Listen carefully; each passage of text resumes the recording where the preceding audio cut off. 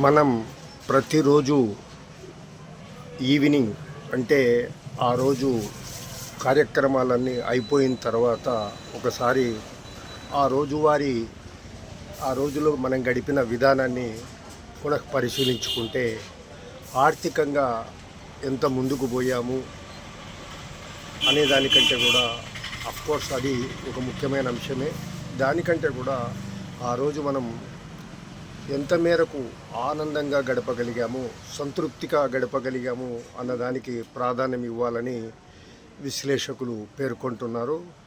ఈ నేపథ్యంలో మనం పరిశీలిస్తే కూడా నిరంతరం మనం చేయాల్సిన రెండు ప్రాధాన్యమైన అంశాలు ఏమంటే, ఎప్పుడూ కూడా వీలైనంత వరకు మన మైండ్లో నెగటివ్ ఆలోచనలకు అవకాశం లేకుండా ఉండటం.